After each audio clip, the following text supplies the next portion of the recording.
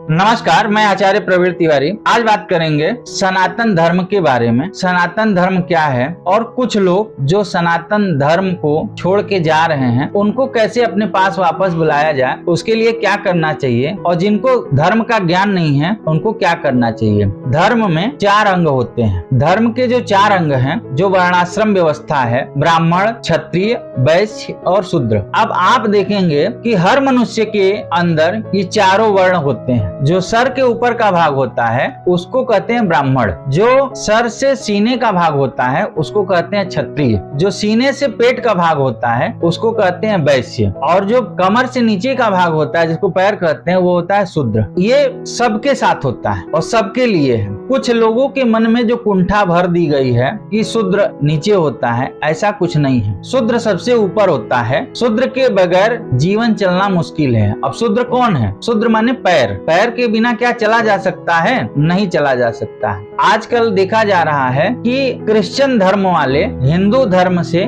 जो लोग जानकार नहीं हैं, जिनको धर्म की जानकारी नहीं है, वह लोग हमारे कुछ हिंदू भाई बहनों को प्रलोभन दे करके अपने धर्म में शामिल कराते हैं और उनका धर्म भ्रष्ट करवाते हैं। धर्म भ्रष्ट कैसे करवाते हैं? जो हिंदू धर्म में मनाही है उसी कार्य को वह कराते हैं। अब जीवन में धर्म का क्या महत्व है? जीवन में धर्म का यह महत्व है कि जैसे माता पिता का जो स्थान होता है वही धर्म का स्थान होता है। माता पिता के बगैर जैसे जीवन मुश्किल है, उसी तरह धर्म के बगैर जीवन मुश्किल है। अगर आप धर्म में नहीं है तो आपका पतन निश्चित है। और धर्म, अपने धर्म में रहिए, किसी दूसरे के धर्म में जाने की कोई आवश्यकता नहीं है। आपको कोई तकलीफ है किसी विषय को लेकर के, उसको चर्चा करिए। उसको छोड़ के जाने से उस विषय का समाधान नहीं होगा। तो आपको अपने धर्म में रह करके अपना कार्य करना है, क्योंकि जो जिंदगी है ना, यह जिंदगी आपको अपने धर्म में रह करके कार्य करेंगे तभी मोक्ष मिलेगा। धर्म, अर्थ, काम, मोक्ष जीवन की 4 गति है। इन 4 गतियों में वह चारों गति आपको तभी प्राप्त होगी जब आप धर्म में रहेंगे। तो जो लोग भी अपने धर्म को छोड़ के दूसरे धर्म में चले गए हैं वह वापस अपने हिंदू धर्म में आए। जो उनकी क्रिया है उस क्रिया को करें, यही आपका कल्याण होगा और कहीं आपका कल्याण नहीं हो सकता है। सनातन धर्म, हिंदू धर्म विशाल धर्म है। सनातन धर्म में जितनी सहिष्णुता है उतनी सहिष्णुता किसी धर्म में नहीं है। यहाँ पे आप अपनी बात को रख सकते हैं। यहाँ पे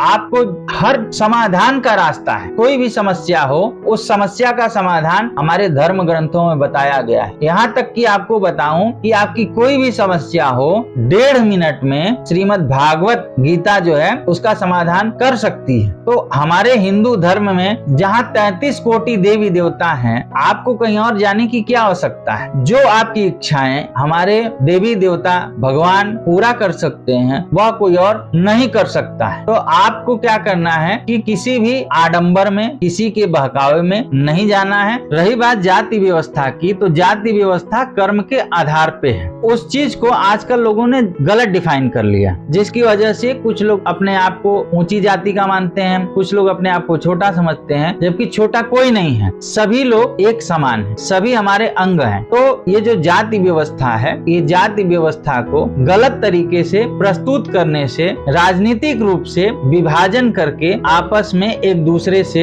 लड़वाने के लिए यह जाति व्यवस्था को इतना उजागर किया गया। जबकि कोई भी जाति न ऊंची है न छोटी है, हर जाति सामान्य है, हर एक इंसान है। और हमारा धर्म हिंदू धर्म है, सनातन धर्म है। आपका जो भी कार्य है वह कार्य आपके लिए अच्छा है। संत रैदास हुए, डॉक्टर भीमराव अंबेडकर हुए, ये लोग कितने बड़े संत हैं। अब संत रैदास को सभी लोग पूछते थे, सभी लोग श्रेष्ठ मानते थे। संत रैदास, संत रविदास, अनेकों संत हुए। इसमें क्या है कि ब्राह्मण कौन? जिसको ज्ञान। क्षत्रिय कौन? जिसके पास बल। वैश्य कौन? जिसके पास व्यापार। शूद्र कौन? जिसके पास सेवा श्रम। जीवन में केवल एक वस्तु से कुछ नहीं होता है। जैसे धर्म, अर्थ, काम, मोक्ष होता है, उसी तरह ब्राह्मण, क्षत्रिय, वैश्य, शूद्र होता है। ये सबके अंदर होता है, जैसा मैंने आपको पहले बताया, और ये हर एक व्यक्ति के अंदर है। तो आपस में प्रेम पूर्वक हिंदू धर्म में एकता के साथ रहना चाहिए। अभी कुछ दिन पहले जो हमारे उत्तर प्रदेश के